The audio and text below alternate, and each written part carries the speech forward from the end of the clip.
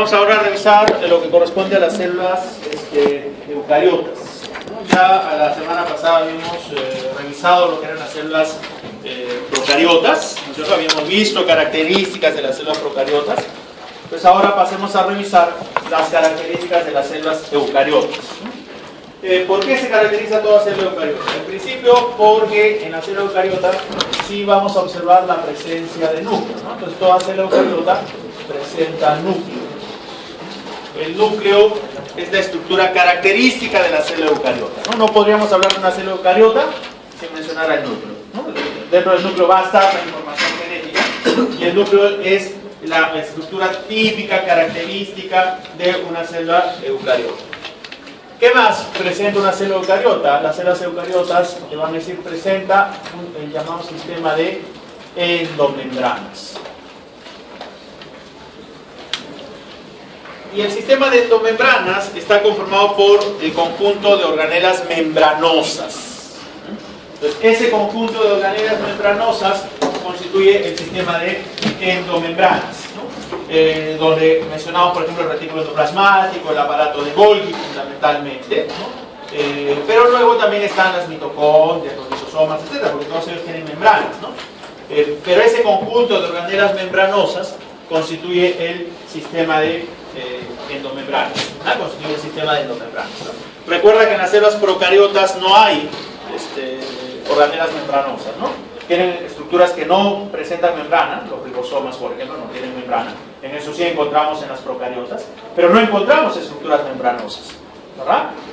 No hay organelas membranosas al interior de las procariotas, en las eucariotas sí, ¿ya? En las eucariotas vamos a encontrar, ¿no? Entonces, vamos a encontrar en las eucariotas el núcleo que contiene la información genética, y en el citoplasma vamos a encontrar tanto estructuras membranosas, el retículo endoplasmático, el aparato de Golgi, mitocondrias, plastidios, vacuolas, lisosomas, como también estructuras que no tienen membrana, ¿verdad?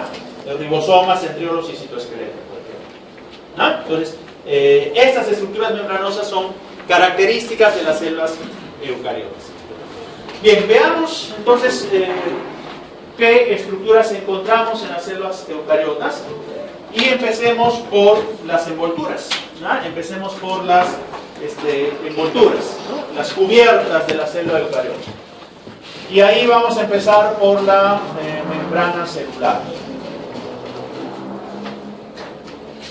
Membrana celular, o le llaman también membrana citoplasmática, o le llaman también membrana plasmática, ¿no? Membrana celular, membrana citoplasmática o membrana plasmática, es lo mismo.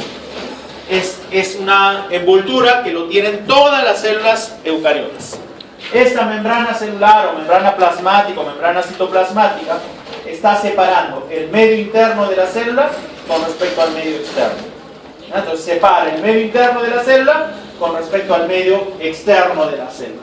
Esa envoltura es la membrana celular o membrana plasmática o membrana citoplasmática. ¿De qué está conformada esa membrana celular? ¿No? ¿Cuáles son los componentes de la membrana celular? Toda membrana celular está formada por dos componentes fundamentales, que son fosfolípidos y proteínas. Adicionalmente podemos encontrar colesterol, podemos encontrar carbohidratos, pero fundamentalmente lo que contiene son fosfolípidos y proteínas. Esos fosfolípidos están dispuestos en dos capas. Esto que hemos puesto de rojo aquí son los fosfolípidos, ¿ah? Dispuestos en dos capas. Y intercalados vamos a encontrar proteínas. Por eso te van a decir que la membrana es una bicapa. Prefijo bi, dos capas de lípidos y proteínas. Entonces, intercaladas están las proteínas. Ahora, esas proteínas pueden atravesar toda la membrana o parte de la membrana. A esas proteínas que atraviesan toda o parte de la membrana le llaman proteínas integrales. O pueden estar en una superficie externa o interna, de repente por aquí, ¿no? Pero si solamente están en una superficie, le llaman proteínas periféricas. Proteínas integrales si atraviesan toda o parte de la membrana, o periféricas si están en una superficie. Entonces, la estructura básica de las membranas son los fosfolípidos y las proteínas. Lo repito, no significa que solamente exista eso. Adicionalmente, puede haber colesterol en mucho menor cantidad, puede haber carbohidratos también, pero los componentes básicos son los fosfolípidos y las proteínas. Y esos fosfolípidos, fíjate, están dispuestos de esta manera, ¿no? En dos capas. Y mira, vamos a sacar un fosfolípido. Lo voy a sacar aquí. Un fosfolípido. Este fosfolípido tiene dos regiones. Esta región que le llaman la cabeza, ahí está el fósforo. Y esta región que le llaman la cola, ahí están los ácidos grasos. La cabeza, que es donde está el fósforo, te van a decir que es la región hidrofílica. Y la cola, donde están los ácidos grasos, te van a decir que es la región hidrofóbica. Por eso que mira, las cabezas siempre están hacia las superficies. ¿Por qué? Porque siempre van a estar en contacto con un medio acuoso, ya sea el citoplasma o el medio externo. Por eso es hidrofílica. En cambio, la cola es la región hidrofóbica, tiende a rechazar al agua, por eso es que siempre se encuentra evitando el contacto del agua, siempre está hacia el interior de la membrana. ¿Verdad? Entonces, la cabeza es la región hidrofílica y la cola es la región hidrofóbica. ¿No es cierto? Y la cola es la región hidrofóbica. Bien, esos son los fosfolípidos y están dispuestos de esa manera, ¿no? Están dispuestos de esa manera, ¿no? Con proteínas intercaladas, ¿no? Esas proteínas intercaladas pueden ser periféricas o integrales. Y las proteínas pueden moverse, pueden desplazarse, incluso pueden migrar de un lado a otro. Por eso es que la membrana es una estructura dinámica, es flexible, no es rígida, ¿no?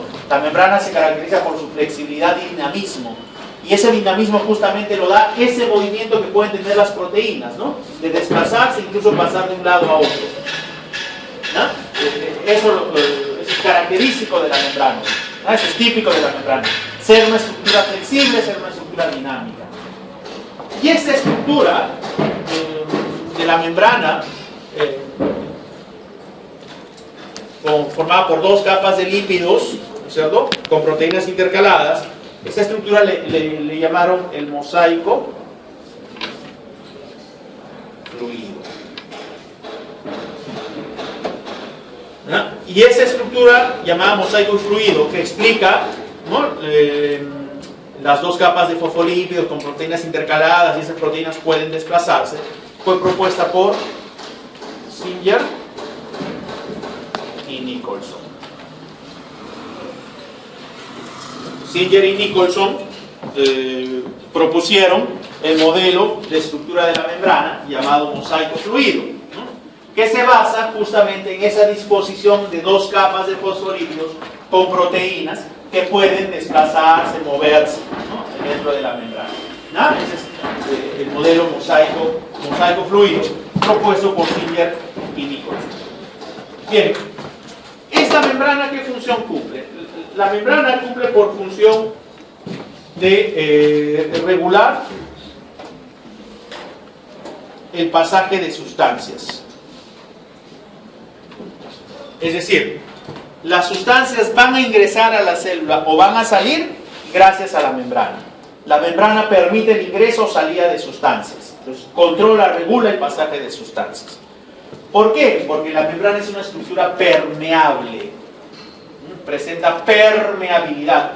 ¿Qué significa que sea permeable? Que deja justamente pasar sustancias, ¿no? Cuando nosotros nos ponemos una casaca impermeable, ¿qué significa? Que cuando llueve, ¿no es cierto?, la lluvia no va a pasar, el agua no va a pasar hacia el otro lado, ¿no? Es una estructura impermeable. Bien, la membrana es todo lo contrario, es permeable. Permite pasar sustancias, ingresar o salir, pero lo hace de una manera regulada. Por eso te van a decir que la membrana presenta permeabilidad, sí, pero es una permeabilidad selectiva. Es decir, no deja pasar cualquier cosa en cualquier momento, no, sino que la membrana selecciona qué ingresa y cuándo ingresa, qué sale y cuándo sale, porque regula, controla el pasaje de sustancias. Algunos, en lugar de decirte que tiene permeabilidad selectiva, te van a decir que es semipermeable, ¿no? Y se refiere a lo mismo, ¿no? Es decir, deja pasar sustancias, pero no cualquier sustancia. Ya no es que deje pasar cualquier cosa en cualquier rato, ¿no? Sino que va a controlar, va a regular lo que ingresa y lo que sale. Entonces su función es esa, ¿no? Regular el pasaje de sustancias, ya sea el ingreso o la salida de sustancias. Y ese control, esa regulación, lo va a hacer bajo 4 formas.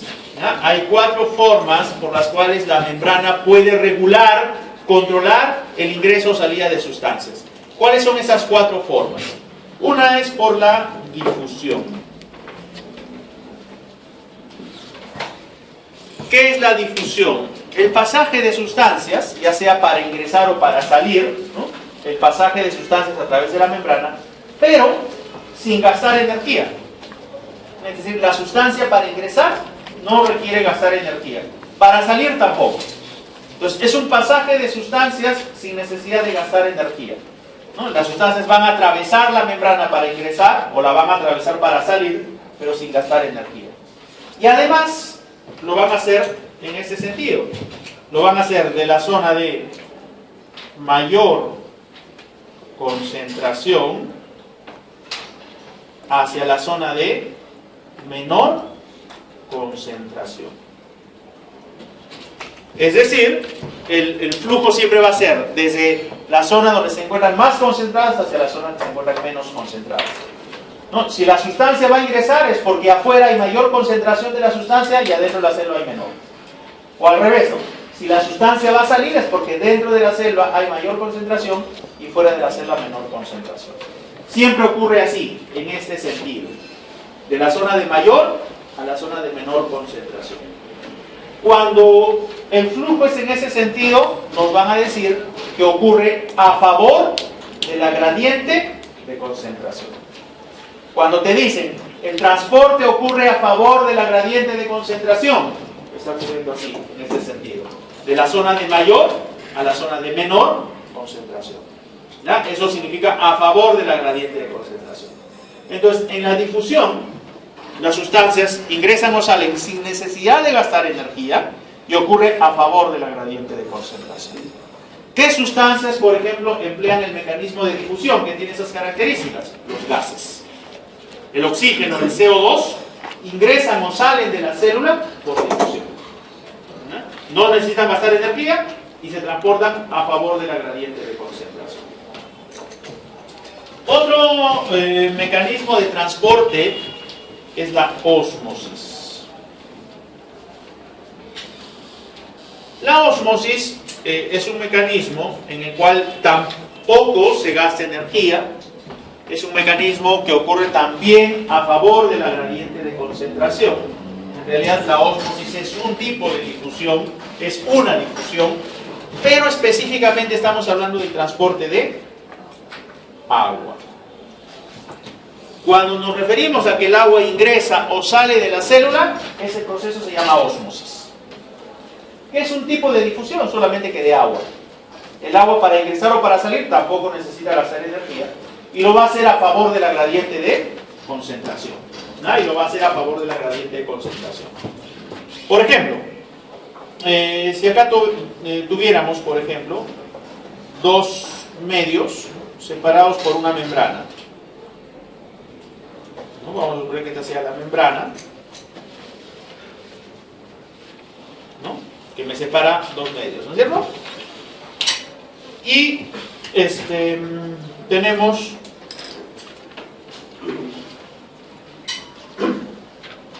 un medio donde hay gran cantidad de soluto y en el otro poco, pero también hay presencia de agua.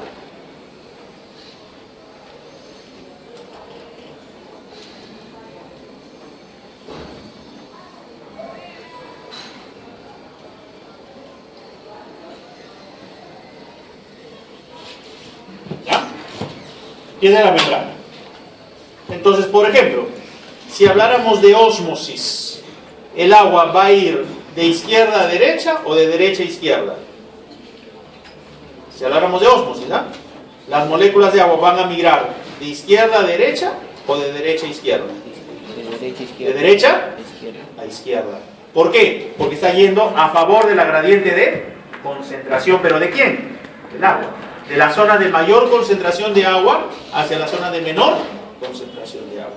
Y si habláramos de difusión, el soluto va a ir de izquierda a derecha o de derecha a izquierda. Muy bien, de izquierda a derecha. Porque estamos hablando de difusión. Es dependiendo de qué estemos hablando, ¿verdad? Si hablamos de agua o de un soluto. El agua, el proceso es ósmosis. Y el agua se va a transportar de la zona de mayor concentración hacia la zona de menor concentración. Y el medio donde, mira, hay mayor concentración de agua y menor concentración de un soluto, ese medio se llama un medio hipotónico. Y el medio, por el contrario, ¿no? Donde hay mayor concentración de soluto y menor concentración de agua, ese es un medio hipertónico. Entonces también nos pueden decir que las moléculas de agua van a migrar de un medio hipotónico hacia un medio hipertónico, ¿verdad? Porque en un medio hipotónico hay mayor concentración de agua y en un medio hipertónico hay menor concentración de agua. Entonces, la ósmosis ocurre bajo esas características, ¿ya? La ósmosis va a ocurrir bajo esas características. Bien, ¿qué otro mecanismo de transporte existe? Está la difusión facilitada.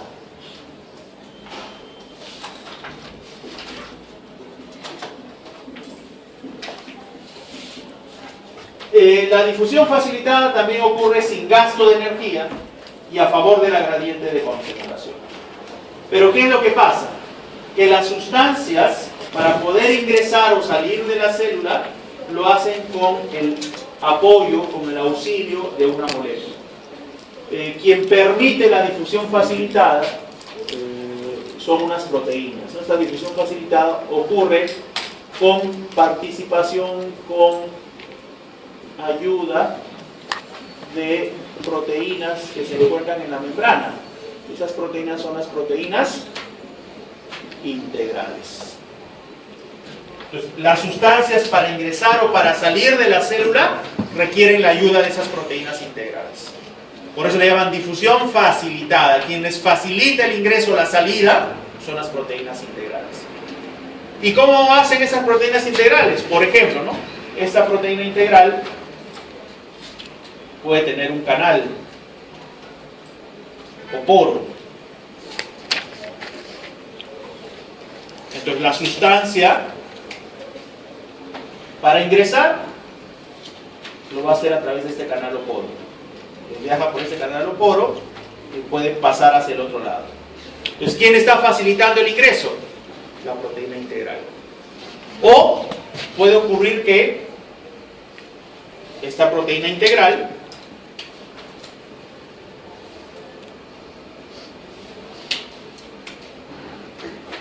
se una a la molécula, se una a la sustancia. Y como dijimos, las proteínas pueden pasar de un lado a otro. Luego esta proteína que se une a la sustancia migra hacia el otro lado. Y al migrar, la libera. Migra hacia el otro lado y la libera. No es como si la proteína viajara hacia el otro extremo. Cuando llega al otro extremo, suelta la molécula. Entonces, la proteína está actuando como un transportador. Transportador o carriers, también te van a decir, ¿no? Actúan como transportadores. Entonces, en este caso, ¿quién está facilitando, ¿no es cierto?, el pasaje hacia el otro lado? Es la proteína integral. Eso se llama difusión facilitada.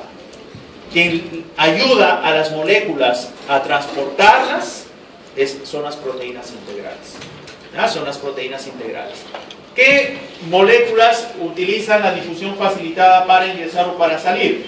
Algunos aminoácidos, por ejemplo. Algunos aminoácidos utilizan la difusión facilitada. Algunos monosacáridos también utilizan la difusión facilitada.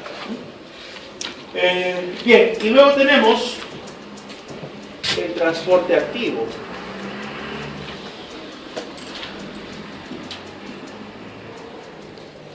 En el transporte activo, ya ese mecanismo ocurre con gasto de energía.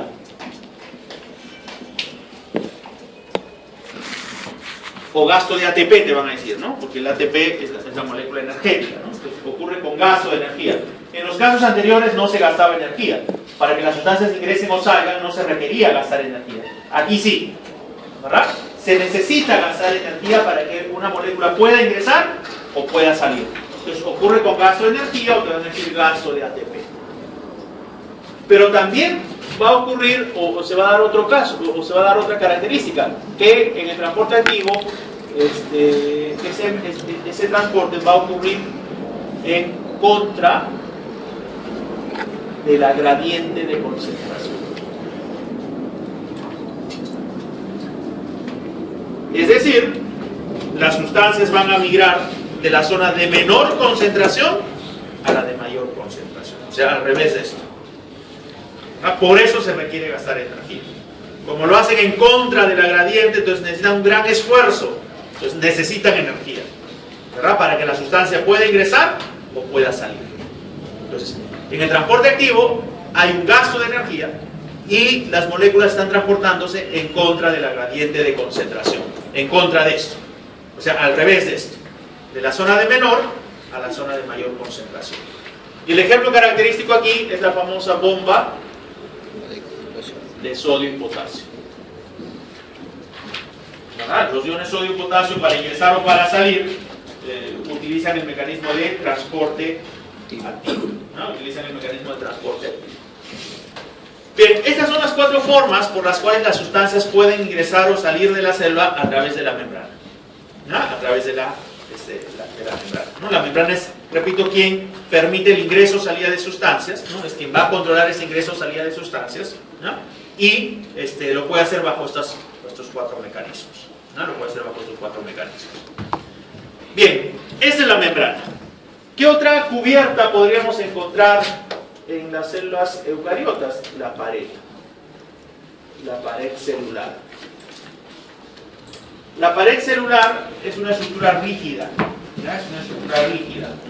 Ya no es flexible como la membrana, la pared es totalmente rígida.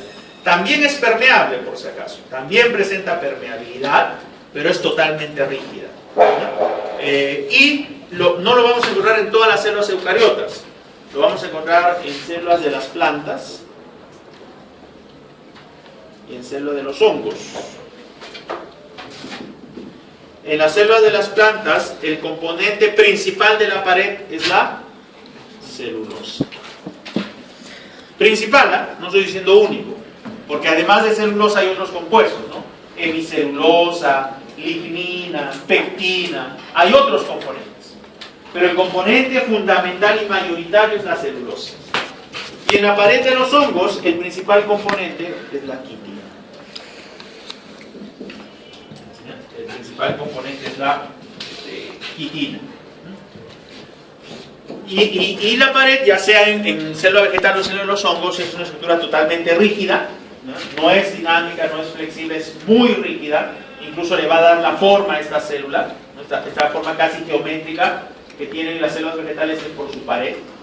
Entonces le va a dar forma, le va a dar consistencia a la célula, por su rigidez, ¿ya? Por su rigidez, ¿no? Y la pared se encuentra sobre la membrana, ¿ya? Por encima de la membrana está la pared, si es que hubiera pared. Por ejemplo, una célula vegetal, la cubierta más externa es la pared. Debajo de la pared recién estaría la membrana, ¿ya? Debajo de la pared recién va a encontrarse la membrana. Bien, ¿qué más? ¿Qué más deberíamos señalar en la estructura de la célula eucariota? El citosol. ¿Qué es el citosol? El citosol es el medio interno de la célula, ¿no? Es el medio interno de la célula. Es un medio semilíquido, semiviscoso. Es el medio interno de la célula. En este medio interno de la célula llamado citosol van a ocurrir 2 fenómenos, que es la ciclosis y la tixotropía.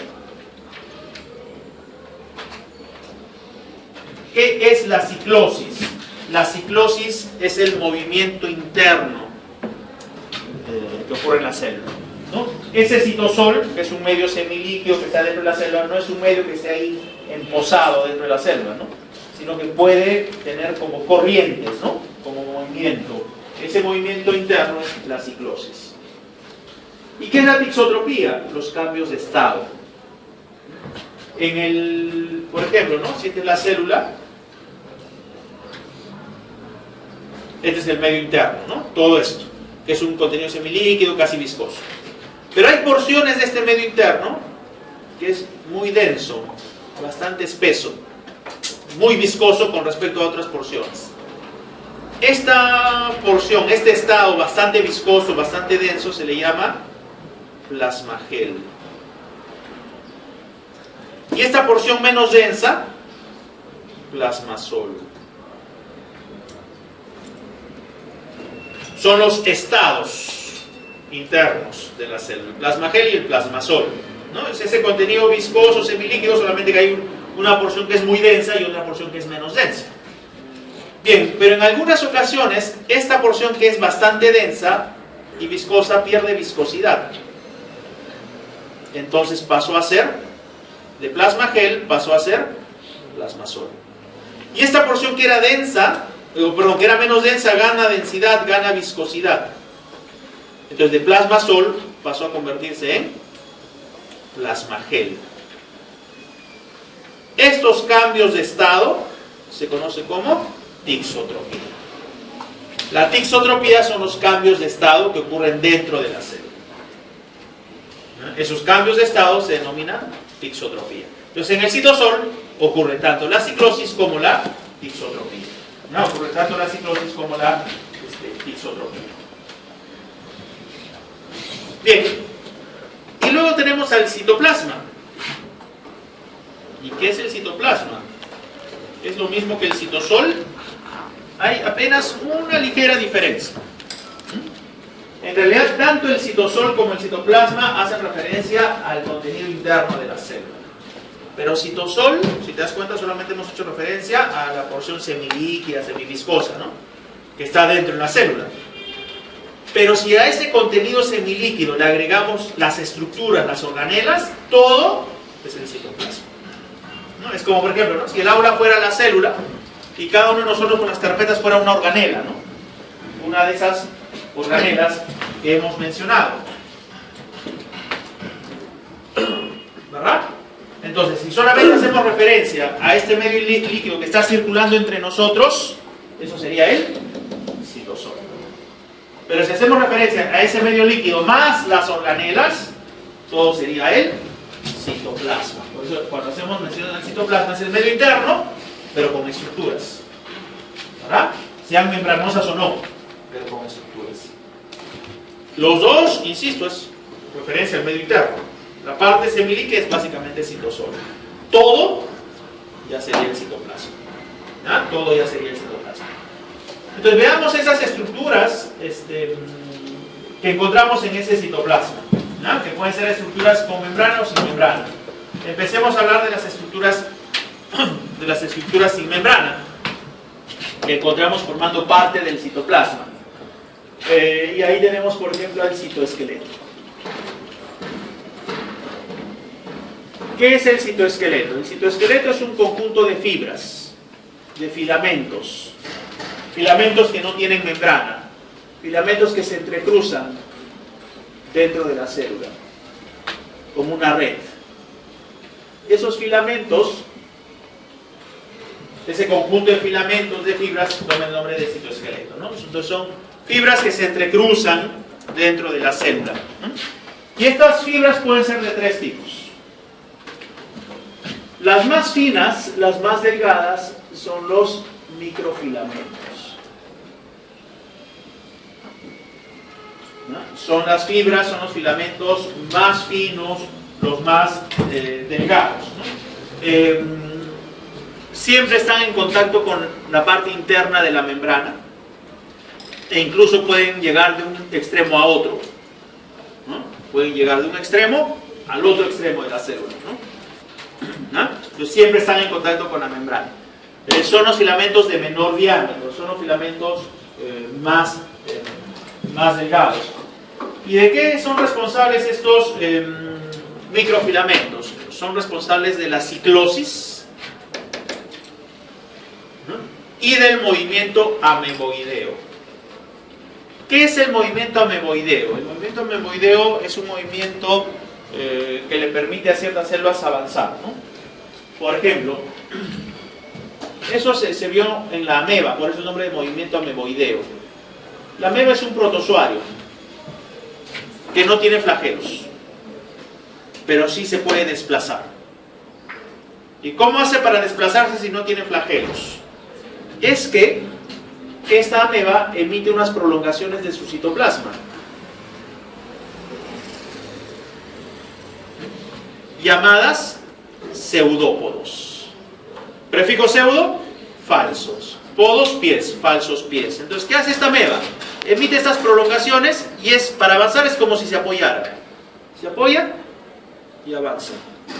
Vuelve a emitir prolongaciones, se apoya y avanza, ¿no? Entonces, es como si utilizara esos pies que en realidad no son pies, son prolongaciones del citoplasma llamadas pseudópodos. ¿Y quién permite estas extensiones del citoplasma? Los microfilamentos. Por eso decimos, los microfilamentos participan en la ciclosis y en el movimiento ameboideo. ¿Ya? Y en el movimiento ameboideo. Y estos microfilamentos están formados de una proteína, que es la actina. Que es la actina. La actina es la proteína que está formando, está constituyendo los microfilamentos. Un segundo grupo de fibras que forman el citoesqueleto son los llamados filamentos intermedios. Los filamentos intermedios son filamentos de mayor diámetro que los microfilamentos, ¿no? Son un poco más gruesos que los microfilamentos, pero que no están en todas las células eucariotas.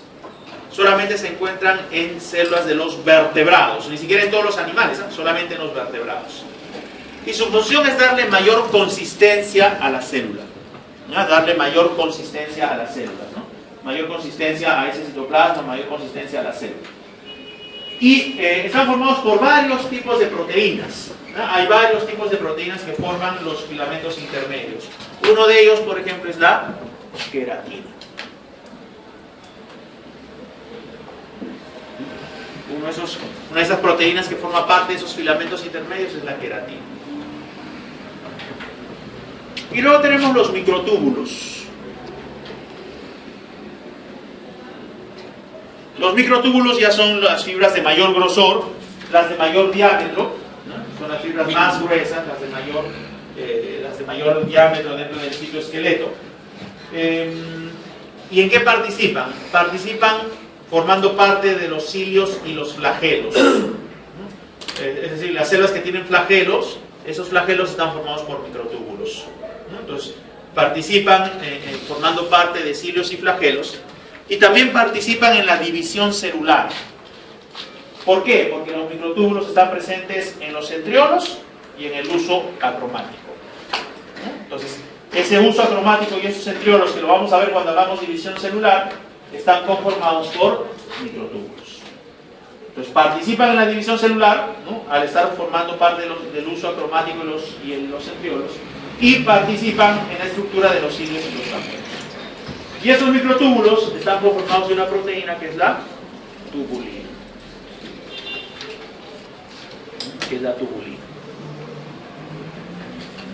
Bien, esas son las fibras que están formando parte del citoesqueleto. ¿Ya? Las fibras que están formando parte del citoesqueleto. Estos filamentos no tienen membrana, ¿no? Son estructuras sin membrana. ¿Qué más encontramos en la célula, al interior de la célula? Los ribosomas. Los ribosomas son pequeñas estructuras esféricas que también carecen de membrana, no tienen membrana. Estos ribosomas están formados por ARN más proteínas, ¿no? Entonces son complejos supramoleculares, ¿no? Si recuerdas, un complejo supramolecular resulta de la asociación de macromoléculas diferentes, ¿verdad? Entonces los ribosomas son complejos supramoleculares. moleculares, están formados por ARN y proteínas. Y la función de los ribosomas es la síntesis de proteínas. Es la estructura encargada de formar, sintetizar proteínas. ¿No? Formar, sintetizar proteínas. Estos ribosomas están formados por dos subunidades que le llaman la subunidad mayor y la subunidad menor. Cuando van a cumplir su función, esas dos subunidades recién se unen. Si no, no. Y cuando se unen, recién forma el ribosoma. ¿No? Entonces, solamente cuando van a cumplir su función se van a unir. ¿Y cuál es su función? Sintetizar proteínas. Todo ribosoma tiene por función sintetizar proteínas. Relaciona siempre las proteínas con ribosomas. ¿Dónde se forman las proteínas? En los ribosomas. Ahora, en algunas ocasiones, varios ribosomas, colaboran para formar la misma proteína. Ese conjunto de ribosomas que se asocian para formar una misma proteína constituyen los poliribosomas. O le llaman también polisomas. Que viene a ser el conjunto de ribosomas que se asocian para sintetizar una misma proteína. ¿No? Para sintetizar la misma proteína. Entonces, este grupo de ribosomas que se asocian son los poliribosomas. Entonces pueden estar solos o asociados, ¿no? Pero su función es la síntesis de proteínas, ¿no? Es la síntesis de proteínas. Bien, y es una estructura que no tiene membrana, ¿no? No tiene membrana. Bien, ¿qué más encontramos dentro de la célula? El retículo endoplasmático.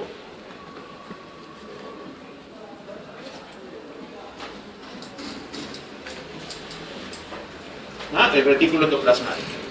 El retículo endoplasmático es una red de tubos membranosos. O sea, ya tienen membrana. Y esta red de tubos membranosos se inician de la envoltura del núcleo.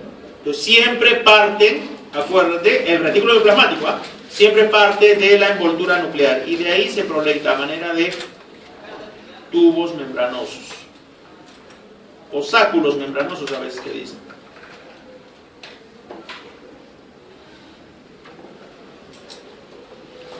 ¿Ya? Entonces, a partir de ahí se inicia el retículo endoplasmático. Y vamos a encontrar dos formas de retículo endoplasmático: el retículo endoplasmático liso y el retículo endoplasmático rugoso. ¿Cuál es la diferencia? El rugoso es aquel que en su superficie presenta ribosomas.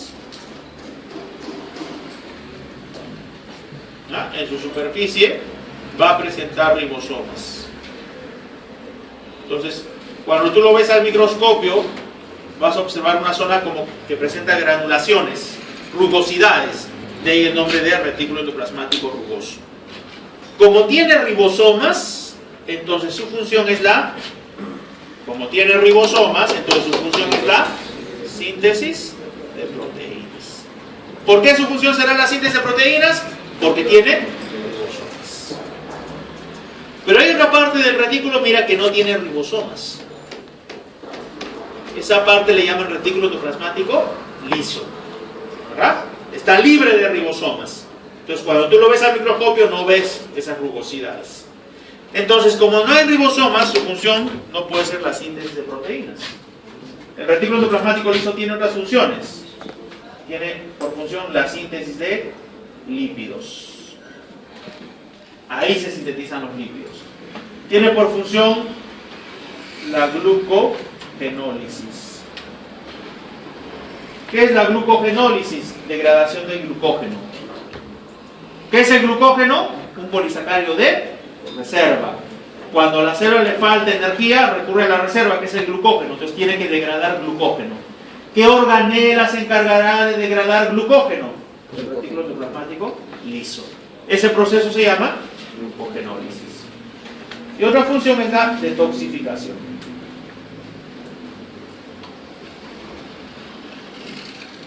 Eliminación de tóxicos. Participa en la eliminación de tóxicos. Ese es el retículo endoplasmático. ¿Qué otra organela? El aparato complejo de Golgi. El aparato de Golgi está formado por un conjunto de sacos membranosos. Ese conjunto de sacos membranosos toman el nombre de dictiosomas.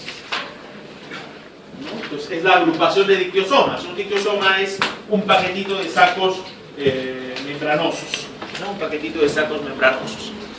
Ese paquete de sacos membranosos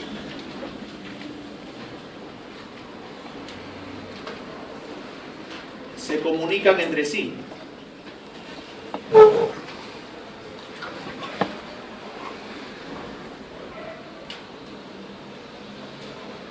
¿No? Por ejemplo, este es un dictiosoma, ¿no? En una célula hay varios de estos paquetes. Todos forman el complejo de Golgi. ¿Cuál es la función del aparato de Golgi? Su función es la secreción celular. Toda sustancia que tiene que ser secretada pasa por el aparato de Golgi.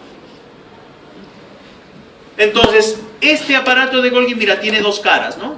Una cóncava y otra convexa, ¿verdad? Esta región, que tiene esta forma, le llaman la región o la cara cis. Región o cara cis. Y esta otra región le llaman la región o cara trans. La región cis es la región de captación y la región trans es la región de secreción. ¿Por qué? Mira, vamos a suponer que una proteína tiene que secretarse fuera de la célula. Esa proteína que se formó en esta célula va a actuar en otra célula, en otro tejido. Entonces tiene que salir de esta célula, ¿no es cierto? Bien, ¿esa proteína dónde se ha formado? En el cromosoma, ¿verdad? Ahí se forma la proteína, pero tiene que ser secretada fuera de la célula. Como tiene que ser secretada, esa proteína va a ir al aparato de Golgi. Entonces, por ejemplo, esa proteína, ahí está, va a ingresar al aparato de Golgi. ¿Pero por qué lado del aparato de Golgi va a ingresar? Por la región de captación, que es la región cis. Entonces, ahí ingresa la proteína. Y esa proteína que ingresa va a pasar de un saquito a otro. ¿Para qué? Para que sea encapsulada. Sea encapsulada en una vesícula.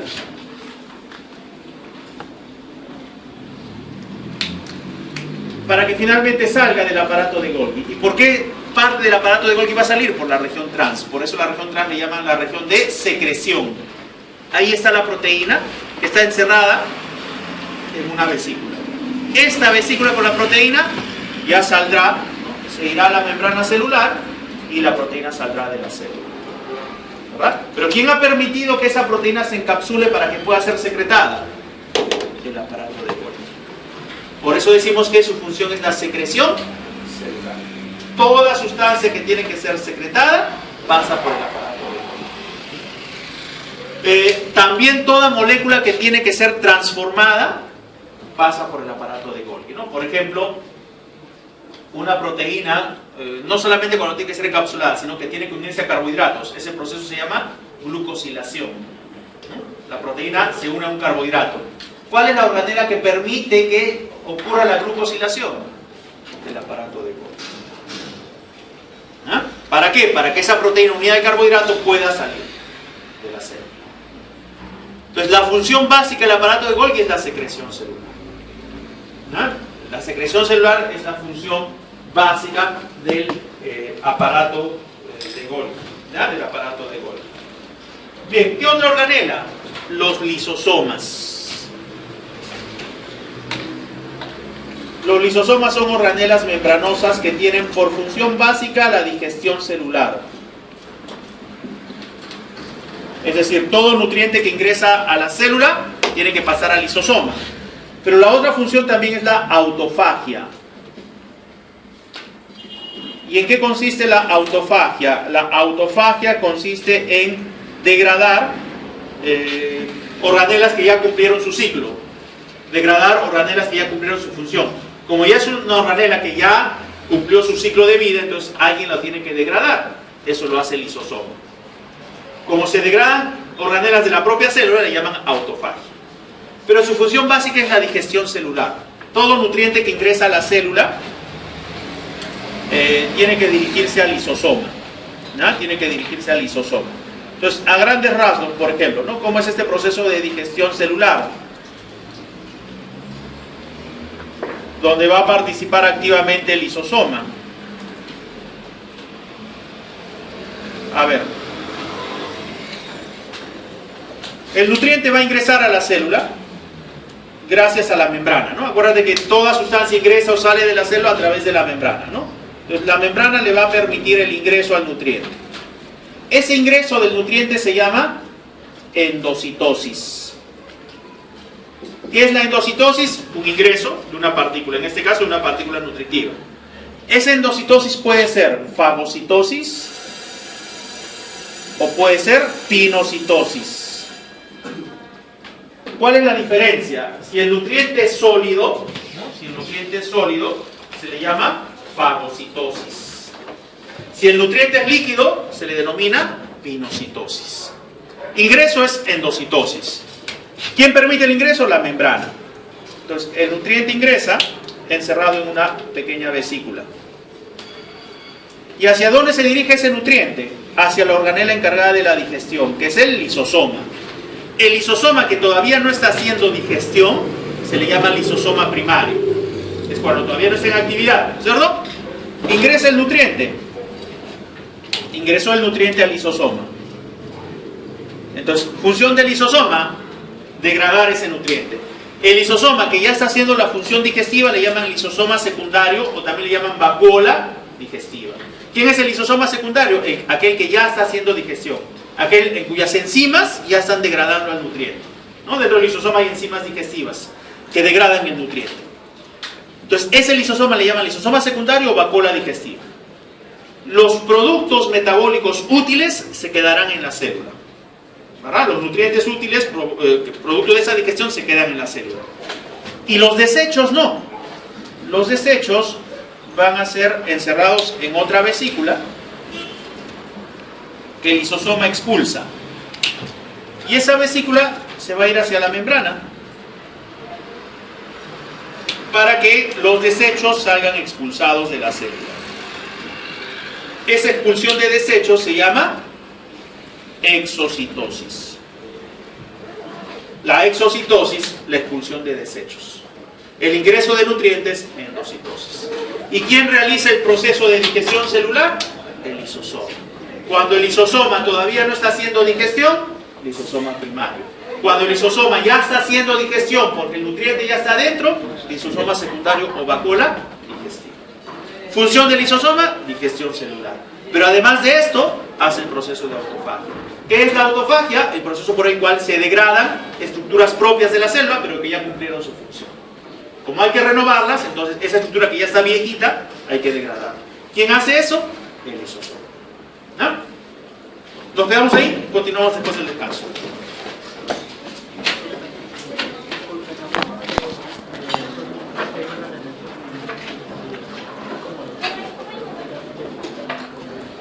Sí.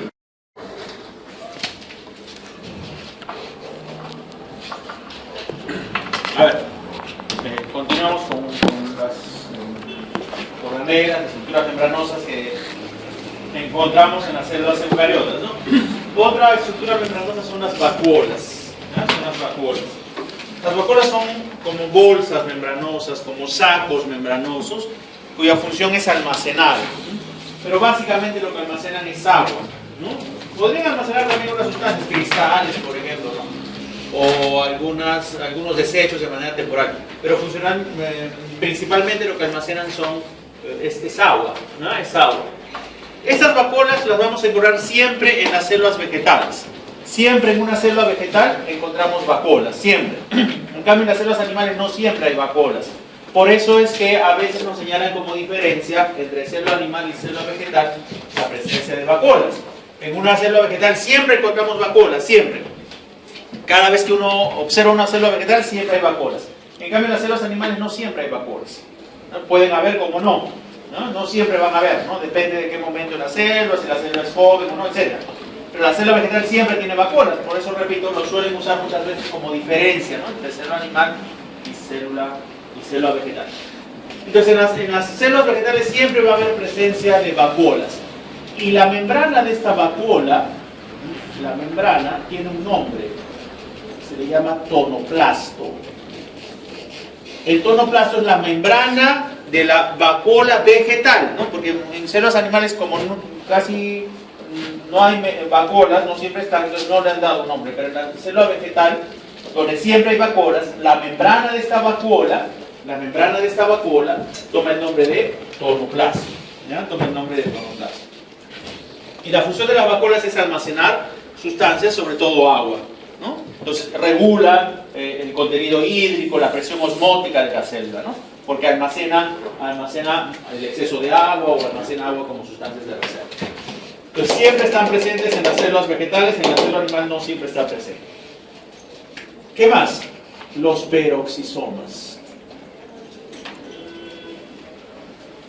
Los peroxisomas son pequeñas vesículas membranosas también, ¿no? Son pequeñas organelas rodeadas de membrana, son organelas membranosas, que tienen enzimas muy potentes, ¿no? Y una de esas enzimas permite degradar el peróxido de hidrógeno.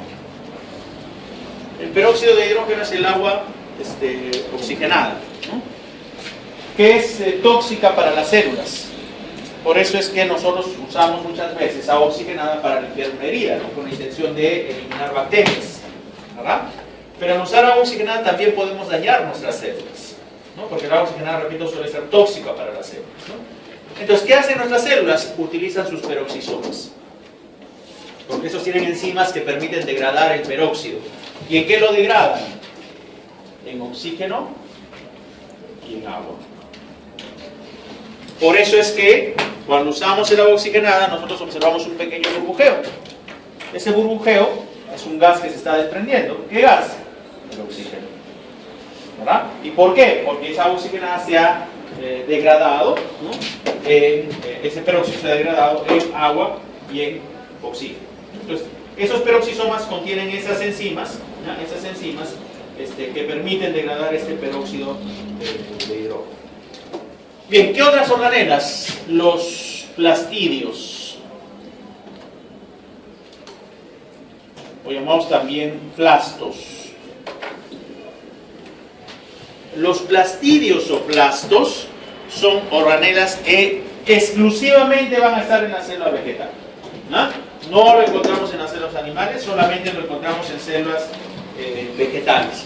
Y vamos a encontrar tres grupos de plastidios. Un grupo son los leucoplastos.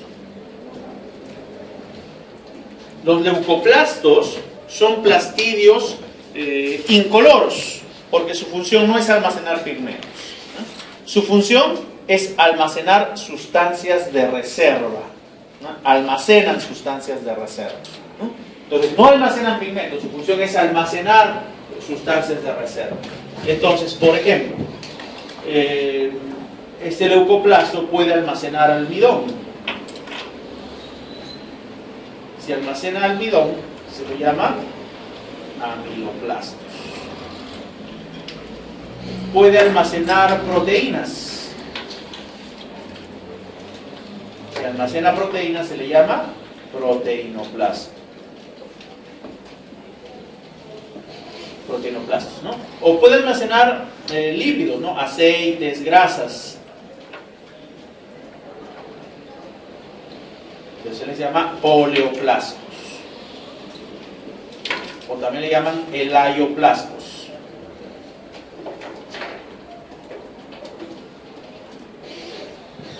Amiloplastos, proteinoplastos, oleoplastos son leucoplastos, ¿no? Son plastidios que almacenan sustancias de reserva, ¿no? Son plastidios que almacenan sustancias de reserva, los leucoplastos. Otros plastidios son los cromoplastos. Los cromoplastos son plastidios que almacenan pigmentos. Por lo tanto, son los plastidios encargados de darle la coloración a los frutos, a las raíces, por ejemplo, ¿no? Esos pigmentos son, por ejemplo, el caroteno,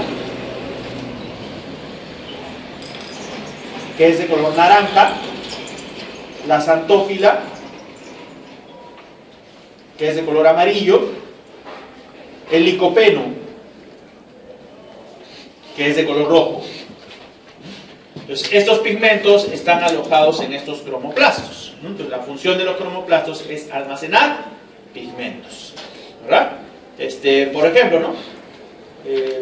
Caroteno es de color naranja, xantófila amarillo, licopeno es de color rojo, ¿no? Entonces, por ejemplo, si me dicen, ¿no? En las células del tomate encontramos una gran cantidad de cromoplastos de tipo licopeno. ¿Verdadero o falso?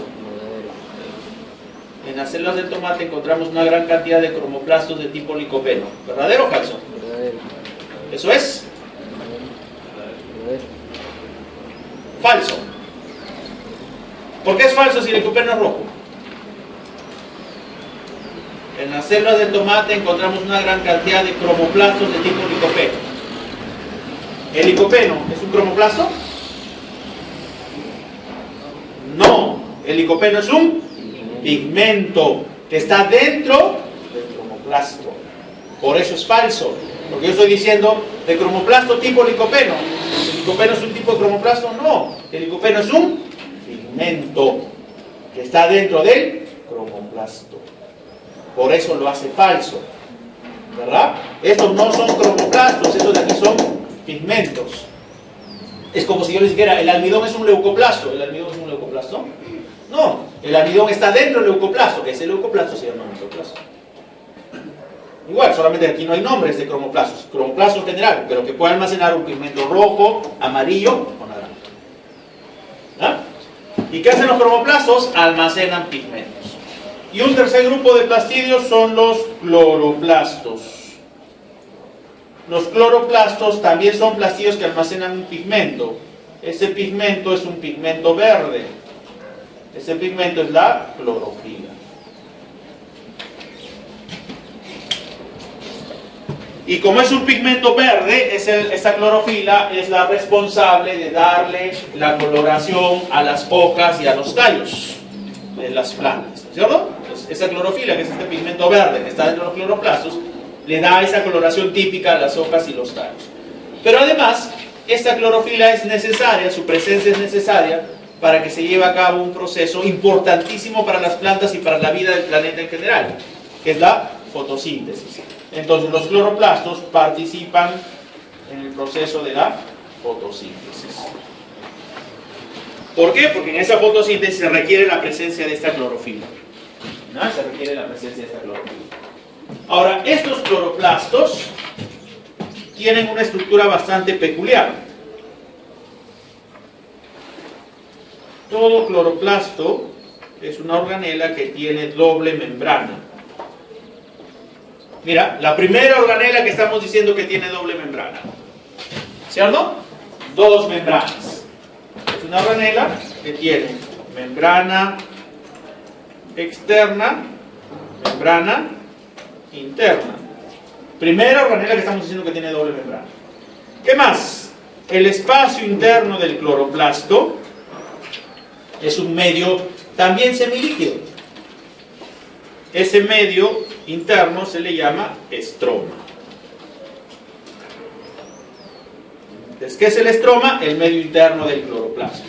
Ese medio interno del cloroplasto se le llama estroma. ¿Qué encontramos en ese estroma? Vamos a encontrar unas vesículas aplanadas, discoidales aplanadas, que forman paquetitos. Incluso un paquetito con otro incluso pueden comunicarse.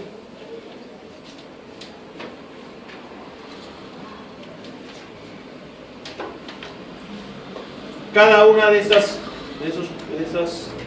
vesículas aplanadas se denomina tilacoide. ¿Y qué forman esos paquetitos? Que son los granum. Granum es apilamiento de tilacoides. En la membrana de los tilacoides se encuentra la clorofila. Esta clorofila se va a encontrar aquí, en la membrana de los tilacoides. Ahí se encuentra la clorofila. Bien, esos son los tilacoides. Pero ¿qué más encontramos en ese estroma? Que este cloroplasto tiene su propio ADN. Por lo tanto, tiene su propia información genética y tiene sus propios ribosomas.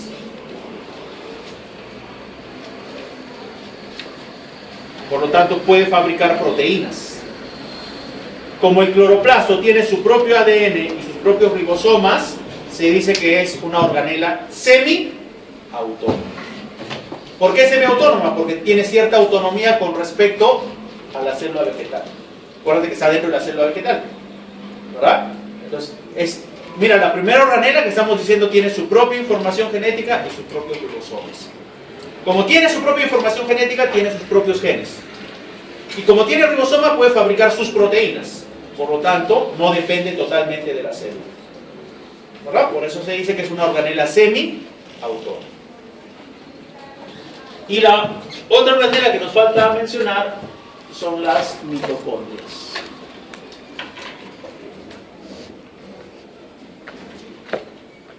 Las mitocondrias las vamos a encontrar tanto en células animales como en células vegetales, ¿no? Un error a veces es decir que haya cloroplastos en la célula vegetal, entonces mitocondrias solo en célula animal. Falso. Las mitocondrias se encuentran tanto en células vegetales como en células animales. En los dos tipos de células vamos a encontrar, tanto en células animales como en células vegetales. Estas mitocondrias, su función es generar energía.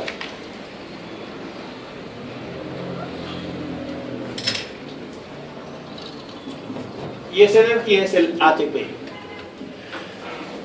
Entonces sintetizan ATP, generan energía. Porque la molécula energética, la molécula que da energía es el ATP, ¿no? La molécula que, mejor dicho, la molécula que la célula utiliza como energía es el ATP. Y ese proceso por el cual permite generar energía se conoce como respiración celular. Entonces, el proceso de respiración celular ocurre en gran medida en las mitocondrias, porque ahí estarán las enzimas necesarias para generar ATP.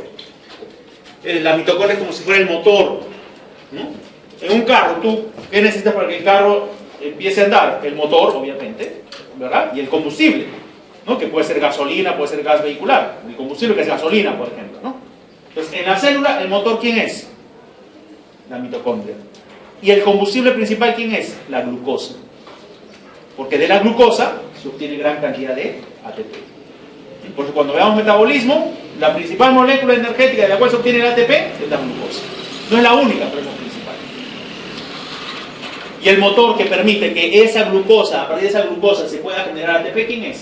Es la mitocondria. Entonces la mitocondria permite generar ATP, generar energía mediante ese proceso llamado respiración celular. Y esas mitocondrias las vamos a encontrar tanto en células animales como en células vegetales. Estas mitocondrias también tienen una estructura muy peculiar. Son también estructuras de doble membrana. También van a presentar membrana externa y membrana interna. Pero esa membrana interna presenta repliegues. La membrana interna. Estos repliegues se llaman las crestas mitocondriales. Las crestas mitocondriales son repliegues de la membrana interna, solo de la interna. El espacio interno, el medio interno de la mitocondria ya no se llama estroma, se llama matriz. La matriz mitocondrial. ¿Y qué encontramos en la matriz mitocondrial? Que la mitocondria también tiene su propio ADN. Pero además de su propio ADN también tiene sus propios ribosomas. Quiere decir que las mitocondrias también tienen su propia información genética y pueden fabricar proteínas. Por lo tanto, las mitocondrias también son organelas semiautónomas. ¿Verdad? ¿Cuáles son las organelas semiautónomas? Cloroplastos y mitocondrias. Organelas semiautónomas que encontramos en las células vegetales. Cloroplastos y mitocondrias. Organelas semiautónomas exclusivas de las células vegetales. Solamente cloroplastos. ¿Verdad? Los cloroplastos solamente hay en célula vegetal, no en el animal. Pero en la célula vegetal, si me preguntan en general, organelas semiautónomas que encuentras en la célula vegetal, encuentras los dos. Pero que solo es de la célula vegetal, ¿no? Bien, esas son las organelas, ¿no es cierto? Organelas que encontramos en las células eucariotas, ¿no? Organelas que encontramos en las células eucariotas. Pero además de esto, habíamos dicho que la estructura característica de la célula eucariota es el núcleo. Entonces, si bien es cierto, todo esto encontramos en la célula eucariota, pero habíamos partido, ¿no? Para decir que es una célula eucariota, la estructura que yo debo diferenciar es el núcleo, ¿no?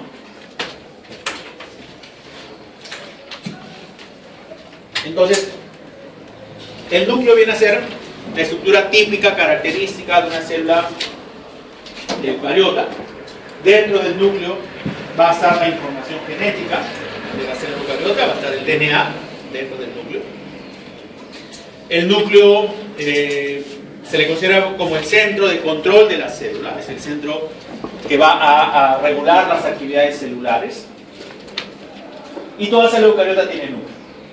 Puede tener uno o varios núcleos. Si la célula tiene un solo núcleo, se le llama mononucleada. Si tiene dos núcleos, binucleada. Y si tiene más de dos, es una multinucleada o polinucleada. Hay células que tienen más de dos núcleos, más de un núcleo, ¿no? Por ejemplo, nuestras células musculares son multinucleadas. Tienen más de un núcleo. Entonces, pero siempre que haya núcleo, ya sea uno o varios, esa célula es una célula eucariota.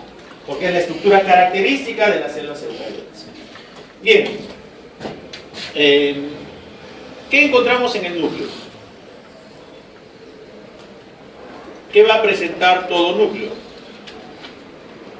A ver, el núcleo, que es la estructura típica, característica de las células eucariotas, este núcleo presenta una envoltura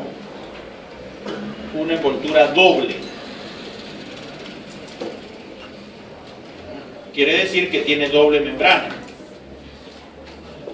Por eso es que no es muy correcto decir la membrana nuclear, ¿no? Eso ya ha quedado de manera coloquial, pero no es tan correcto decir membrana nuclear, porque en realidad es una doble membrana. Entonces tiene una envoltura doble. Esa envoltura doble se le denomina carioteca. La carioteca es la envoltura del núcleo. Esa carioteca está perforada.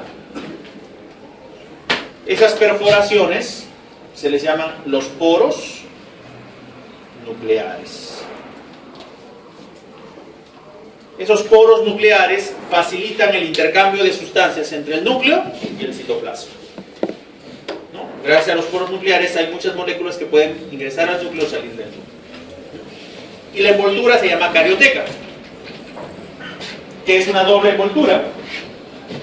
Acuérdate que por la parte externa de aquí se inicia el retículo endoplasmático, ¿no? Dijimos que todo el retículo endoplasmático se inicia de la envoltura nuclear, de la envoltura externa del núcleo, ¿no? De la carioteca del lado externo.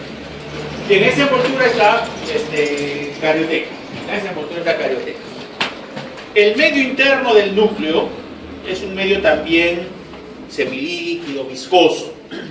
Ese medio interno se le llama carioplasma, pero también le llaman cariolinfa, también le llaman nucleoplasma, también le llaman jugo nuclear. 4 nombres para referirse a lo mismo. ¿A qué? Al medio interno del núcleo, que es un medio también viscoso, ¿no? Líquido. Cariolinfa, carioplasma, nucleoplasma o cubo nuclear. ¿Qué encontramos ahí?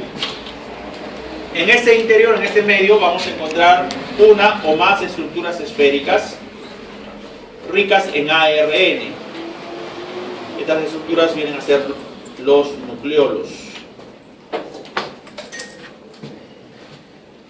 que tiene gran cantidad de ARN y también proteínas. En el nucleolo se van a formar los precursores ribosómicos.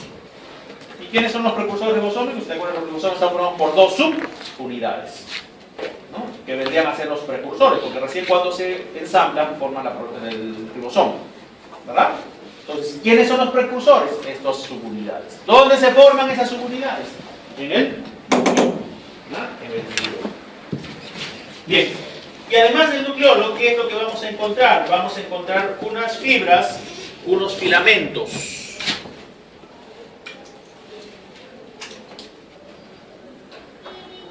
Unas fibras, unos filamentos. Que lo podemos encontrar en dos estados. Así, totalmente sueltos, desplegados, estirados. O un estado, mira, en el cual se van enrollando sobre sí mismo, ¿no? Empaquetándose. Eso se llama condensarse, ¿no? Como si empaquetara, se engrosara. Esa es la cromatina. El estado en el cual se encuentra de esta manera viene a ser la eucromatina. Y cuando se está empaquetando, ¿no es cierto? Se está súper enrollando sobre sí misma, viene a ser la heterocromatina. En ambos casos estamos hablando de cromatina, las fibras de cromatina. ¿Qué contiene la cromatina? Contiene ADN, es decir, la información genética más pequeñas proteínas llamadas histonas. Cuando la célula se va a dividir, la cromatina se condensa totalmente. Por eso es que uno puede observar cromosomas. Los cromosomas yo los puedo observar cuando la célula se está dividiendo. ¿Por qué? Porque esa cromatina se ha condensado tanto que uno observa ya cromosomas muy bien formados. Cuando la célula no se divide, la cromatina está así, ¿no? Totalmente suelta, desplegada, ¿no? Y esa cromatina almacena la información genética. Contiene el DNA, ¿no? Contiene el ADN, unida a pequeñas proteínas llamadas histonas. Esto es lo que encontramos en el núcleo, ¿no? Eso es lo que encontramos en el núcleo. Ahora, en el núcleo, como ven, vamos a encontrar básicamente los dos ácidos nucleicos. El ADN, obviamente, que está en la cromatina, pero también el ARN, ¿no? Que forma parte del núcleo. Entonces, el núcleo participa, ¿no? Además de ser el control de la célula, ¿no es cierto? Y almacenar la información genética, el núcleo participa de ciertas actividades donde están presentes los ácidos nucleicos. Entonces, en el núcleo, donde va a estar esta información genética, en el núcleo van a ocurrir ciertas actividades donde van a participar los ácidos nucleicos. ¿Cuáles son esas actividades en las cuales participa el núcleo? Una es la replicación, que tiene que ver con el DNA. ¿En qué consiste la replicación? La replicación es el proceso por el cual a partir de ADN se genera más ADN. ¿No? Es el proceso que permite que se mantenga la información genética en el tiempo, perdure la información genética. ¿Por qué? Porque a partir de ADN se genera más ADN. Ese proceso se llama replicación. Si tú te acuerdas, el ADN es una doble cadena de nucleótidos, una manera de doble espiral, ¿cierto? Que se mantienen unidas mediante unos enlaces, 2 entre adenina, timina y 3 entre citosina y guanina. Esos enlaces son los puentes de hidrógeno, ¿no es cierto? Cuando va a ocurrir la replicación, esas dos cadenas que se mantienen unidas se tienen que separar. Entonces, esos puentes de hidrógeno se tienen que romper. Esos puentes de hidrógeno mantienen unidas a las dos cadenas. Entonces, para que se separen, se tienen que romper. Entonces, hay una enzima que actúa como si fuera una tijera. Es una enzima que va a actuar como si fuera una tijera. Va a cortar esos puentes. Esa enzima es la helicasa. La helicasa se encarga de romper esos puentes. Entonces se rompen los puentes y ¿qué ocurre? Las dos cadenas se empiezan a separar. Porque ya nadie los mantiene unidas, ¿no? A medida que la helicasa va avanzando, las cadenas se van separando. ¿No? Pero cuando se separan, empieza a formarse la nueva cadena que falta, ¿no? Entonces, por ejemplo, ¿no? Si aquí había adenina, aquí tendría que estar la timina, ¿no? Si aquí estaba la guanina, aquí la citosina, ¿no? Si por aquí había guanina, citosina, guanina, ¿no? Etcétera, ¿no? Entonces, ¿qué es lo que ocurre? Como acá la adenina está libre, entonces empiezan a llenarse las bases que faltan, ¿no? Si acá hay adenina, viene la timina, 2 puentes, guanina, citosina, 3 puentes, etcétera, ¿no? Se va llenando. ¿Para qué? Para formarse esta cadena. Pero esto lo dirige otra enzima. Hay una enzima que va dirigiendo esto. Es decir, va a permitir que se vayan agregando las nuevas bases. Esa enzima se llama la ADN polimerasa. ¿Por qué le llaman polimerasa? Porque permite formar el polímero. ¿Y qué era un polímero? Lo mencionamos en la primera clase. Esa gran molécula formada por varios monómeros. Y el ácido nucleico es un polímero, que resulta de la unión de ¿qué? De monómeros llamados nucleótidos. ¿Cierto? Entonces, la ADN polimerasa, mientras va avanzando, va permitiendo que se forme esta nueva cadena. Y en la otra cadena ocurre lo mismo, pero en el sentido contrario. Acá se llenará guanina, acá citosina, ¿no? Para completar las bases. Y esto lo dirige también otra ADN polimerasa. ¿Pero por qué en sentido contrario? Mira, acá están las dos cadenas. Lo voy a separar por acá. Ahí están las dos cadenas, ¿ya? Los extremos de las cadenas tienen un nombre de acuerdo al sentido de los nucleótidos. Esos extremos son extremo 5' y 3'. 5', 3'. Pero ¿qué pasa? Si aquí es 5', que es 3', en la otra cadena es a la inversa. Este extremo de aquí ya no es 5', 3'. Y este extremo de aquí ya no es 3', sino 5'. ¿Ya? Los extremos son a la inversa. La síntesis de nuevas cadenas siempre va en este sentido, de 5' hacia 3'. Siempre. Siempre que una cadena empieza a crecer, crece en este sentido. Entonces, por ejemplo, vamos a suponer que este sea el extremo 5' y este sea el extremo 3' de la cadena azul. Entonces la nueva cadena, ¿de dónde a dónde va a tener que crecer? ¿Desde aquí? No. Porque la nueva cadena, este extremo, ¿cuál será? 5', ¿no? Porque frente al 3', 5'. Y esta será su extremo 3'. Entonces está creciendo, mira, de 5 a 3'. ¿Cierto? Y en la otra cadena es a la inversa. Porque si este es el extremo 5 del azul, este será el extremo 3 de la roja y el extremo 5. ¿Verdad? Entonces, si ese es el extremo 3 de la nueva cadena, este será su extremo 5 y este será su extremo 3. Por eso crece hacia abajo. De la nueva cadena, de 5 a 3. De la nueva cadena, de 5 a 3. Porque el crecimiento de las cadenas que se están formando siempre va de 5 a 3. El sentido de la replicación siempre va de extremo 5' a 3'.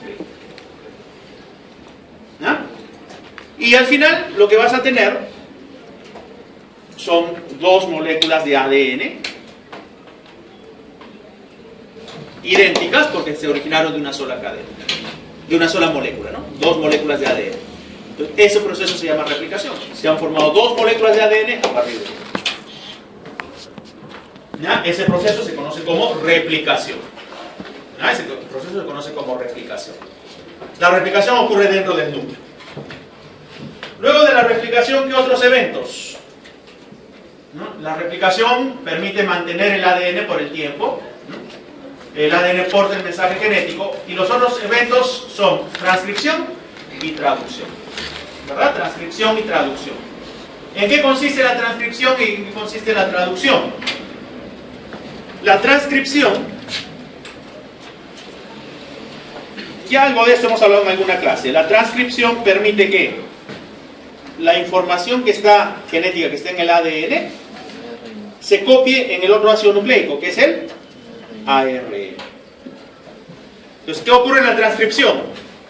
Todo el mensaje genético que está en el ADN va a ser copiado en el otro ácido nucleico, que es el ARN. Entonces, ¿qué hace el ARN? Copia el mensaje genético. Por eso ese ARN le llaman ARN mensajero. ¿Por qué le llaman mensajero? Porque ha copiado el mensaje genético. ¿Y quién permite esto? Otra enzima que permite formar el polímero de ARN. ¿Cómo se llamará? Ya no será pues ADN polimerasa. Exacto, será ARN polimerasa. ARN, porque está formando el polímero de ARN. ¿Verdad? Pero a partir de un molde de ADN. Ese proceso se llama transcripción. Ocurre también dentro del núcleo. Y el otro evento es la traducción. ¿Y qué ocurre en la traducción? A partir de este ARN mensajero, esa información va a ser utilizada para formar proteínas, ¿no? Si recuerdan, también les dije en alguna clase, toda información genética se expresa bajo la forma de proteínas, ¿verdad? Toda información genética se expresa bajo la forma de proteínas. ¿Y quién era el intermediario? El ARN. Aquí está. Entonces, este ARN mensajero, ahora a partir de la información de este ARN mensajero, esta información va a ser usada para formar proteínas.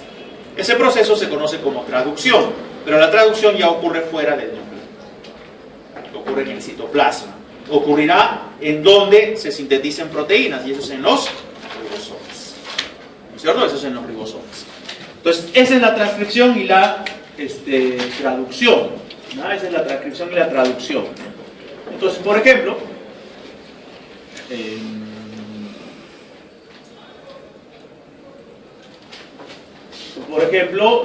vamos a ver esos dos últimos casos.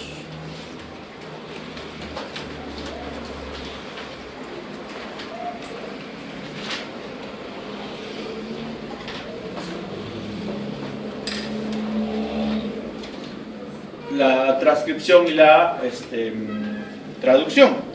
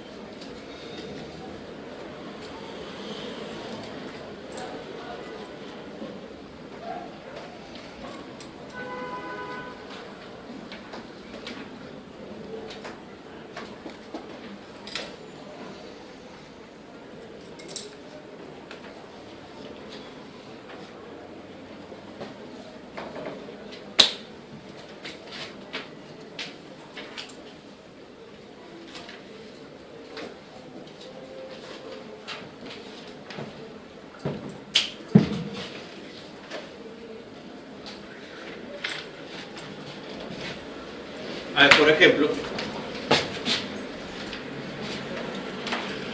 ¿no? Tenemos este caso, este es el núcleo, por ejemplo,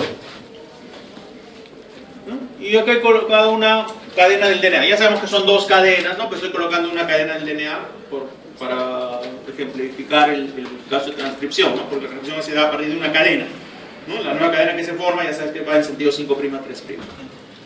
Entonces va a ocurrir, por ejemplo, el proceso de transcripción, ¿no? El proceso de transcripción es, a partir de la secuencia de ADN, se va a generar ARN, ¿no? Entonces, ¿cómo se genera? Copiando simplemente la base, pero la base complementaria, ¿verdad? Entonces, por ejemplo, ¿no? Si acá hay timina, lo que copia aquí es adenina. Si acá hay guanina, citosina. Si acá hay citosina, guanina. Citosina, guanina, citosina, guanina, timina, adenina, guanina, citosina, adenina,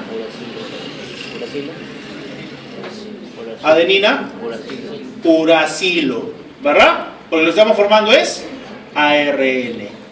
Este proceso se llama transcripción. Y como lo que se ha copiado es el mensaje genético, pero en forma de ARN, pero es el mensaje genético, este ARN es el ARN mensajero. ¿Dónde está ocurriendo? Dentro del núcleo. ¿Qué pasa con este ARN mensajero? Ya se formó por acción de la ARN polimerasa que permitió que se agreguen esos nucleótidos. Este ARN mensajero sale del núcleo ahora. Aquí está el ARN mensajero. Sale del núcleo y se va al citoplasma. ¿Por qué? Porque el siguiente proceso es la traducción. Pero ¿hacia dónde se va? ¿Hacia qué parte del citoplasma? Hacia el lugar donde se formen las proteínas. Y ese lugar es donde están ubicados los ribosomas. Entonces, este ARN mensajero va a dirigirse al ribosoma y va a ingresar al ribosoma. Pero va a ingresar en orden de una secuencia. Va a ingresar cada 3 bases nitrogenadas. Cada 3 bases se denomina codón. ¿Qué es el codón? Cada 3 bases del ARN mensajero. Entonces, cada 3 bases ingresa al ribosoma. Por ejemplo, en nuestro caso, ingresó este codón. Listo, ya ingresó el primer codón. Entonces se van a formar las proteínas. Pero para formar proteínas, ¿qué necesitamos? Necesitamos unir aminoácidos. ¿Verdad? ¿Cómo se forma una proteína? Una proteína se forma por la unión de aminoácidos. Y los aminoácidos están en el citoplasma. Están ahí. Pero alguien los tiene que llevar. Alguien los tiene que transportar al ribosoma. Alguien los tiene que transferir al ribosoma. ¿No es cierto? El aminoácido no va a llegar solito. Alguien los tiene que transportar, transferir, llevar. ¿Quién es ese alguien que transporta aminoácidos al ribosoma? Ese es otro ARN. Ese es el ARN de transferencia. El ARN de transferencia se encarga de transportar ese aminoácido al ribosoma. Entonces le llaman ARN de transferencia. Está transfiriendo, está llevando ese aminoácido al ribosoma. Bien, pero ese ARN de transferencia también tiene 3 bases. ¿Verdad? También es un triplete de bases. Ese triplete de bases que constituye el ARN de transferencia, que es este de aquí, se le llama el anticodón. El codón, el triplete de bases del mensajero. El anticodón, el triplete de bases del ARN de transferencia. ¿Qué hace el ARN de transferencia? Transporta, transfiere, lleva los aminoácidos al ribosoma. Los va a llevar al ribosoma. Esa es su función. Bien, ahora, ¿qué aminoácido va a encajar en el ribosoma? O sea, ¿qué aminoácido se quedará en el ribosoma? ¿Cualquiera? No. Se va a respetar un orden. ¿Ese orden quién lo da? El codón. Quien manda es el codón. Según codón que ingrese, aminoácido que lleve. ¿Por qué? Porque según codón que ingrese, el anticodón que lo transporta al aminoácido debe ser complementario. Si es complementario, el aminoácido se va a quedar.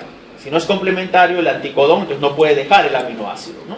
Entonces, por ejemplo, ¿adenina es complementario con guanina? No. Entonces, ese no puede llegar. ¿Adenina uracilo? Sí. ¿Citosina guanina? Sí. ¿Uracilo adenina? Sí. Entonces viene, como son complementarios, encaja, ¿Y qué hace el ARN de transferencia? Deja el aminoácido en el ribosoma. Lo deja. Y luego el ARN de transferencia se va. ¿Qué hace el ribosoma ahora? Se mueve. ¿Para qué? Para que ingrese el segundo codón. Y ocurre exactamente lo mismo. ¿Qué aminoácido llegará? Aquel cuyo anticodón sea complementario con el codón. Citosina, guanina, guanina, citosina, guanina, citosina. Entonces ahora recién es este aminoácido el que encaja y se va a quedar. Y ese aminoácido se va a unir con el primero mediante un enlace. ¿Qué enlace es este? Peptídico. Muy bien, el enlace peptídico. Aquí está, entre aminoácidos. ¿Qué hace el ribosoma ahora? Se mueve para que ingrese el tercer codón.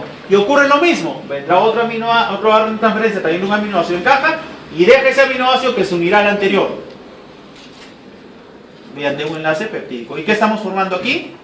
Una proteína. Traducción. ¿Dónde está ocurriendo? En el citoplasma, en los ribosomas. ¿Y hasta cuándo va a durar esto? Porque esto no es infinito. ¿Cuándo termina esto? Cuando al ribosoma llegue uno de estos codones. Uno de estos tres. Estos codones le llaman el codón de término. O le llaman también señal de par y señal de stop. Cuando uno de estos tres ingrese al ribosoma, ya no llega ningún aminoácido. Esto es una señal para decir la proteína está completa y puede salir del ribosoma. Y se va a cumplir su función. Mientras no ingrese esto, esto seguirá creciendo. Solamente va a terminar de crecer cuando ingrese uno de estos codones. Ingresa un codón, es la señal para indicar que la proteína ya está lista, sale del ribosoma y se va a cumplir su función. Ese proceso se llama traducción. ¿Dónde está ocurriendo? En el ribosoma, no en el núcleo, en el ribosoma, en el citoplasma. ¿Verdad? Pero ¿qué tiene que ver el núcleo aquí? Es que en el núcleo, ¿quién se sintetizó? ¿Quién se formó? El ARN mensajero. Y se requiere el ARN mensajero para la traducción.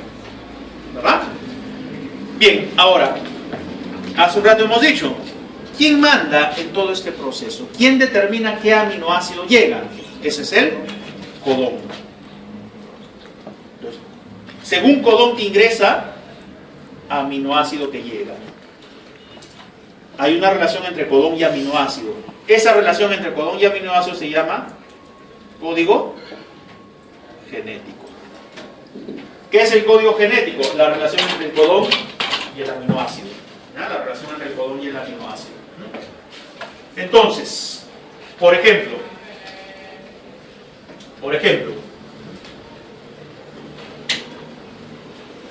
este es el código genético, es la misma tablita que ustedes tienen en el libro y tienen en su cuadernillo. Aquí están todas las combinaciones posibles para los aminoácidos según el código genético, ¿no? En nuestro caso, por este ejemplo hipotético, el primer codón era ACU, adenina, citosina, uracilo. ¿Qué aminoácido tendría que haber llegado ahí? A ver, primera base, adenina. La primera base siempre se lee aquí, adenina. Segunda base, citosina. Aquí, ¿dónde coinciden las dos? Adenina, citosina, en este cuadrante. Y tercera base, uracilo. Tercera base, uracilo. ¿Dónde coinciden las tres? Adenina, citosina, uracilo. El aminoácido que llega es treonina. Entonces, el aminoácido que tuvo que llegar aquí es la treonina. Por ejemplo, en el segundo codón, citosina, guanina, guanina. Primera base, citosina. Segunda base, guanina. Y tercera base, guanina. ¿Dónde coinciden las tres? Citosina, guanina y guanina. Ese aminoácido es la arginina. Por ejemplo, el tercer codón, adenina, citosina, guanina. Adenina, citosina, guanina, treonina, etc. Como ven, hay varios aminoácidos que se repiten, ¿no? Porque hay varias combinaciones que dan el mismo aminoácido. Por eso se suele decir que el código genético es degenerado. ¿Qué se refiere a que sea degenerado? Que un mismo aminoácido puede provenir de varios codones, ¿no? De varios codones. ¿Cuántas combinaciones posibles existen en el código genético? 64 combinaciones posibles. Ahí está. 64 combinaciones. Pero todas esas combinaciones determinan aminoácidos. ¿Por qué no? Porque hay 3 que son señales de término. Acá están, miren. Esto. Entonces, de las 64 combinaciones, 61 son para aminoácidos y 3 para señales de término. Ahí salen las 64 combinaciones. Entonces tengan cuidado como les preguntan, ¿no? ¿Cuántas combinaciones en total? 64. ¿Cuántas combinaciones del código determinan aminoácidos? 64. Falso. 61. ¿Por qué? Porque hay 3 que no codifican aminoácidos. Hay 3 que sirven para las señales de término. Pero el total de combinaciones son 64. Ese es el código genético, ¿no? Y se refiere a la relación entre codón y aminoácidos. Entre codón y aminoácidos, ¿no? Listo, esa es entonces la traducción y esa es la transcripción, ¿no? La expresión de la información genética se da gracias a la transcripción y la traducción, ¿no? Ahí participan tanto el ADN como el ARN. El mantenimiento de la información genética se da gracias a la replicación, que es solamente generar ADN. ¿No? Si te preguntan, ¿el proceso que permite mantener la información genética de generación en generación? Replicación. Los mecanismos implicados en la expresión de la información genética: transcripción y traducción. ¿No? Y en transcripción y traducción participan tanto el ADN y el ARN. Ahora mira, habíamos mencionado ARN mensajero, aquí está. El ARN de transferencia, ahí está. Pero también hay otro ARN muy conocido que es el ARN ribosómico. ¿Cuál es el ARN ribosómico? El ARN que está formando parte del ribosoma. Porque ¿qué contienen los ribosomas? ARN y proteínas. El ARN que forma parte del ribosoma se le llama ARN ribosómico. ¿Ah? Bien, eso es entonces lo que teníamos que ver hoy día. ¿No? Entonces, en base a esto, a ver, veamos las preguntas de su ejercicio.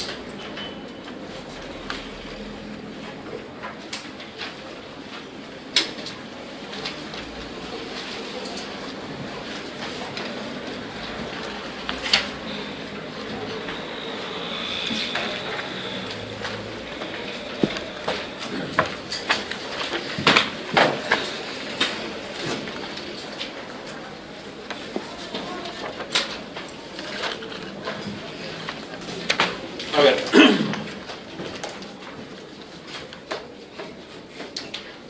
La 1, pues es la A, el glicosón 1A, 2, la A también, CO2 de oxígeno, 3, B, citosol, 4, D, queratina, 5, la E, el liso, ¿verdad? 6, C, 7, E, cloroplasto, 8, A,